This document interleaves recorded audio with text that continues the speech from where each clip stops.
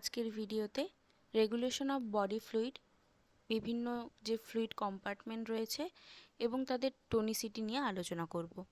এই টপিক থেকে প্রায় post basic BSc nursing entrance exam, MSc nursing entrance exam এবং সিএইচও এক্সামে কোশ্চেন থাকে। Regulation of body fluids. Water comprises 60% of the body weight of an average adult, অর্থাৎ সাধারণত adult body ওয়েটের 60% carry করে বডি ফ্লুইডস। আর যে সমস্ত factor এই ফ্লুইড অ্যামাউন্টটাকে ইনফ্লুয়েন্স করে সেগুলো হলো এজ, জেন্ডার আর বডি ফ্যাট। এরপর কী বডি ফ্লুইড কম্পার্টমেন্টস রয়েছে। যদি একজন 70 কেজি অ্যাডাল্ট ম্যানে total body weight 60% total fluid volume ধরা হয়, তাহলে প্রায় 42 লিটার ফ্লুইড ভলিউম থাকে। এই টোটাল ফ্লুইড ভলিউম থাকে দুটো কম্পার্টমেন্টে, ইন্ট্রাসেলুলার কম্পার্টমেন্ট আর এক্সট্রাসেলুলার কম্পার্টমেন্ট। ইন্ট্রাসেলুলার কম্পার্টমেন্টে প্রায় 28 লিটার ফ্লুইড থাকে আর এক্সট্রাসেলুলার কম্পার্টমেন্টে প্রায় 14 লিটার ফ্লুইড থাকে। এক্সট্রাসেলুলার কম্পার্টমেন্টকে দুটো ভাগে ভাগ করা হয়, ইন্ট্রাভাস্কুলার ফ্লুইড যেটা প্লাজমা প্রায় 3 লিটার আর এক্সট্রাভাস্কুলার ফ্লুইড প্রায় 11 litre.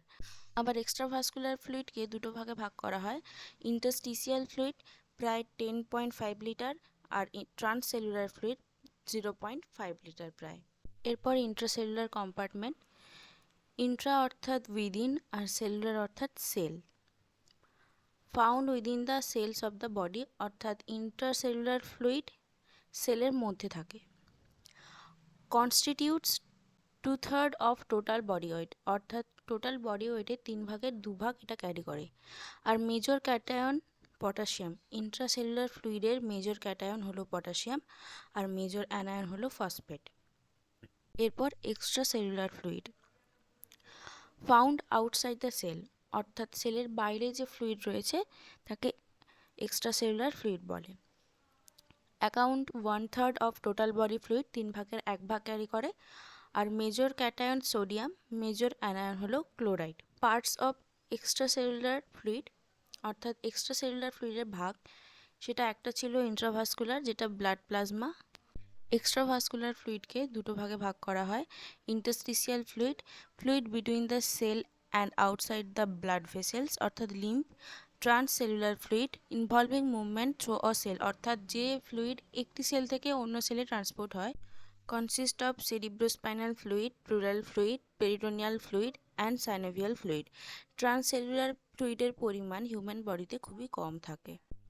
Regulation of body fluid. বিভিন্ন পদ্ধতির মাধ্যমে যে টোটাল ফ্লুইড ভলিউম রয়েছে সেটা রেগুলেট হয় বডিতে।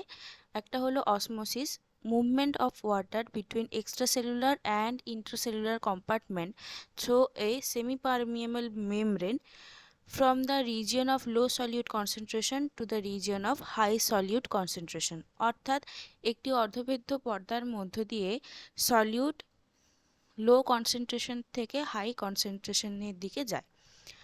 Sodium is the regulator of extracellular osmolarity, কারণ হচ্ছে এক্সট্রাসেলুলার মেজর ক্যাটায়ন হলো সোডিয়াম আর ইন্ট্রাসেলুলারের অসমোলারিটি মেনটেন করে পটাশিয়াম, কারণ এটা ইন্ট্রাসেলুলার ফ্লুইডের major cation.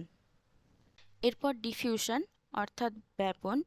It is the passive transport of solute and electrolyte across the membrane from higher concentration to lower concentration, অর্থাৎ একটি মেমব্রেনের মধ্য দিয়ে হাই কনসেন্ট্রেশন থেকে ফ্লুইড লো কনসেন্ট্রেশনের দিকে যায়।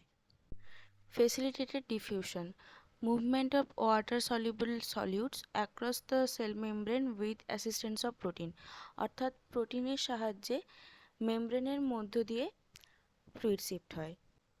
এরপর active transport, movement of solute and electrolytes against the concentration gradient requires ATP in the form of energy, অর্থাৎ অ্যাক্টিভ ট্রান্সপোর্টে এনার্জি হিসেবে এটিপির দরকার হয়। Filtration, movement of water solutes occur from the area of high hydrostatic pressure to an area of low hydrostatic pressure, অর্থাৎ hydrostatic প্রেশারের দ্বারা গ্র্যাভিটির কারণে high hydrostatic pressure থেকে ফ্লুইড লো হাইড্রোস্ট্যাটিক প্রেশারের দিকে ট্রান্সপোর্ট হয়। যেমন kidney acts as a filter in our body. এরপর টাইপস বা টনিসিটি অফ ফ্লুইড। 3 ধরনের ফ্লুইড হয়, আইসোটনিক সলিউশন, হাইপোটনিক সলিউশন আর hypertonic solution. Isotonic solution, a solution that has the same salt concentration as the cells and blood, অর্থাৎ এই ফ্লুইডের salt concentration আমাদের body sell এবং ব্লাডের যে কনসেন্ট্রেশন তার সমান হয়।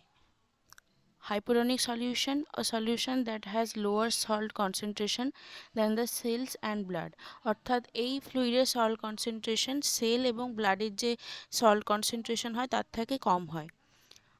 Hypertonic solution, a solution that has higher salt concentration than the cells and blood, অর্থাৎ এই ফ্লুইডের সল্ট কনসেন্ট্রেশন ব্লাড এবং সেলসের যে সল্ট কনসেন্ট্রেশন রয়েছে তার থেকে বেশি হয়। Isotonic সলিউশনের example NS 0.9%, RL 5% dextrose in water. Hypotonic সলিউশনের example NS less than 0.9%, 2.5% dextrose. Hypertonic সলিউশনের example DNS, dextrose 5% in NS, D5RL, D5 in 0.45% NaCl. 0.45% NaCl একটি হাইপোটনিক সলিউশন, অর্থাৎ NS লেস দেন 0.9%, তাই এটি একটি হাইপোটনিক সলিউশন। দেখতে পাচ্ছ হাইপোটনিক সলিউশন, আইসোটনিক সলিউশন এবং হাইপারটনিক সলিউশন।